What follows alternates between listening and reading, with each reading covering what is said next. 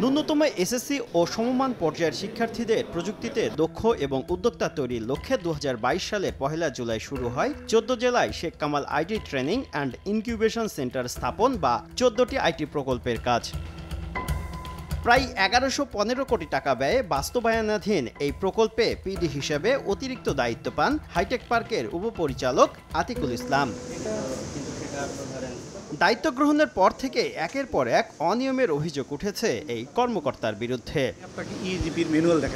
প্রকল্পের নোটশিটে বলা হয় ১৪ আইটি প্রকল্পে পাবলিক প্রকিউরমেন্ট রুলস ২০০৮ এবং ইজিপি গাইডলাইনের আলোকে প্রকল্প পরিচালককে সভাপতি, উপপ্রকল্প পরিচালককে সদস্য সচিব এবং আইসিটি বিভাগ থেকে একজন প্রতিনিধি নিয়ে ৩ সদস্যের দরপত্র মূল্যায়ন কমিটি গঠনের প্রস্তাব উত্থাপন করা হলো। অথচ পিপিআর ২০০৮-এর বিধি ১০ অনুযায়ী এই কমিটির প্রধান হওয়ার কথা হাইটেক পার্কের ব্যবস্থাপনা পরিচালকের।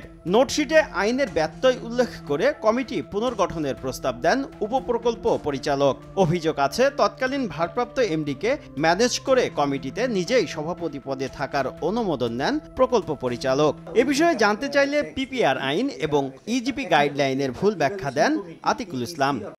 রিন অ্যাডভান্সড, যার ব্রাইট লক টেকনোলজি সাধারণ পাউডারের তুলনায় দেয় দ্বিগুণ উজ্জ্বলতা। Proposal Evaluation Committee (PEC) shall be formed comprising the maximum up to 3 members taken. Among them, 2 must be from procuring entity. মনে করেন সাপোজ আমার 14 আইটি, এখান থেকে হলো 2 জন ম্যান্ডেটরি। ৩ সদস্যের দরপত্র মূল্যায়ন কমিটিতে প্রকল্প থেকে 2 জন সদস্য বাধ্যতামূলক। ইজিপি গাইডলাইনে বিষয়টি উল্লেখ নেই। বলা হয়েছে কমিটিতে 2 জন থাকবে প্রকিউরিং এন্টিটি থেকে। প্রকিউরিং এন্টিটি হলো সরকারি তহবিল ব্যবহারের প্রশাসনিক ও আর্থিক ক্ষমতাপ্রাপ্ত ব্যক্তি বা সত্তা। সেই হিসেবে এই কমিটিতে সভাপতি পদে হাইটেক পার্কের এমডি, যুগ্ম সচিব কিংবা উপসচিব পদমর্যাদার কর্মকর্তা থাকার কথা। কিন্তু অনুমোদিত কমিটিতে আতিক সভাপতি, ডিপিডি সদস্য সচিব আর তথ্য প্রযুক্তি বিভাগ থেকে আছেন একজন প্রোগ্রামার। এমডি আপনাকে মনোনীত করছে? দেখুন এমডি হই তো ফাইল গেছে, এমডি ফাইল না হয়ে কি ফাইল যায় বলেন? প্রকল্প সূত্রে জানা গেছে প্রায় ১১১৫ কোটি টাকার এই প্রকল্পে ১৪ জেলার মধ্যে ১২টিতে আইটি পার্ক স্থাপনের দরপত্র সম্পন্ন হয়েছে, যার আর্থিক মূল্য প্রায় ৮৪০ কোটি টাকা।